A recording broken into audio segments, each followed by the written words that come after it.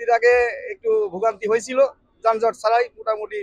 যাওয়ার সময় তো ফেরিঘাটে এরকম কোনো জ্যাম পাই নাই, কারণ আমরা লাস্ট ওয়ার্কিং ডে করে বাসায় ফিরছিলাম, যে কারণে বাইকেই গেছি। ইভেন আজকে ফার্স্ট ওয়ার্কিং ডে, আজকে আসতেছি, আজকে একটু খুব ভোরে রওনা দিচ্ছি, যে কারণে রাস্তাঘাট ফাঁকা ছিল একেবারে। ফেরিঘাটেও তো জ্যাম নাই এই মুহূর্তে কোনো, মোটামুটি ভালো ছিল আজকে। ঈদের আগে একটু ভোগান্তি হয়েছিল, যানজট ছাড়াই মোটামুটি বাড়িতে ভালোভাবে পৌঁছাতে পারছিলাম। আর এখন মোটামুটি মনে করেন যে যানজট নেই, আলহামদুলিল্লাহ ভালোভাবেই সরাসরি ঘাটে আসতে পারছি।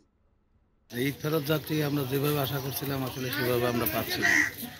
আমরাও তো যেভাবে যাত্রী পার করলাম পাটুরিয়া থেকে, দৌলতী থেকে যেভাবে যাওয়ার কথা সেভাবে যাত্রী যাচ্ছে না, খুবই কম আর কি।